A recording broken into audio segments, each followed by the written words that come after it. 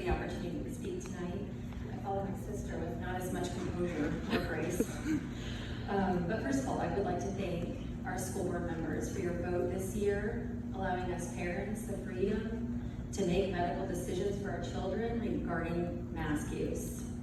I would also like to give a huge praise for our COVID numbers so far this year within Findlay City Schools.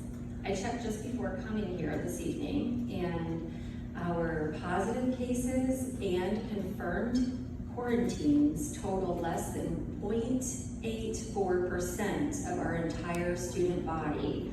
That's incredible, at less than 1% we are having affected right now. And Millstream's percentages were even less than that. I think they were like 0.63 or something. Our staff percentages are not provided, but I did see that there were 12 positive or quarantined, and that seems like a pretty low number in relation to how large our district is. I would imagine that a large percentage of our staff has been vaccinated, which leads me to believe that most of these employees are still in the building. You guys, this is pretty incredible. I'm also here today to bring awareness to a situation involving my youngest child, which has led us to removing her from Findlay City Schools.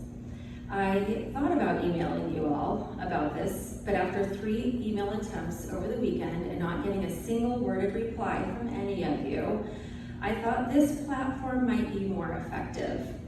I am sure you all have good reason for not responding to my simple asked question. Troy, thank you today for getting back to me on that. Have you heard of COVID shaming? It's typically something that happens amongst peers who attack another peer for testing positive, which then results in canceled games or prevents healthy kids from in-class learning. We have dealt with COVID shaming as parents with our high schoolers this last year. They're teenagers and can reason pretty well, understanding that when people attack them or their friends, it's usually a reflection of the attacker's character, not their own. My 5th grader was COVID shamed by a teacher. She went to school on September 2nd, just like any other day, came home from school with quite a heart-wrenching experience to tell us.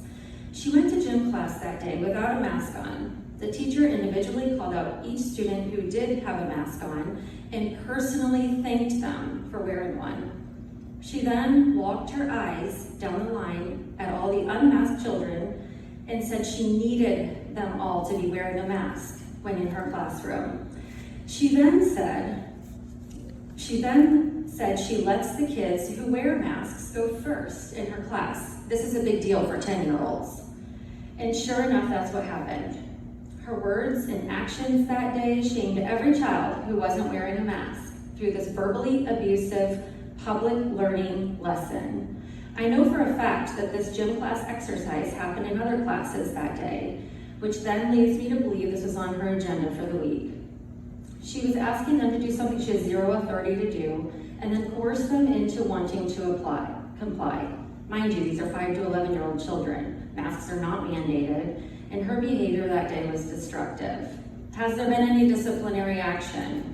I'm not sure. I wrote way too many words here, so I'm gonna have to cut this off because I'm sure I'm gonna not have enough time. You guys voted for masks to be parent choice, and it's up to our administration to ensure our teachers, coaches, and employees are aware of this board-approved decision and hold them accountable when things go rogue. There have been multiple situations of coaches and other employees getting away with this mask shaming at the upperclassmen level, and it's now happening with our little kids. There should be zero tolerance for bullying, coercing, or anything among any matter, especially something so divisive as parents choosing whether or not to send their kid to school with a mask on. I printed out this page from the strategic plan. Our objective number 2 that was passed by the board says culture, climate, and morale. You have 30 seconds. Thank you. We are to establish, expect, and uphold an environment of belonging for 100% of students. I just want to say that teachers have, the environments that they have chosen to come into is incredible to me. It really is inspiring. Kids are sick all the time. They have been forever. This is no surprise. And teachers choose to go into these environments as a profession. This is nothing new. Kids have been getting sick forever. And it is truly admirable. But imagine my surprise when this teacher is going to be voted on tonight for a raise. So let's see what's going to happen. The public patiently awaits. Are you going to give this teacher a raise and a promotion tonight? She's on the. Nice job.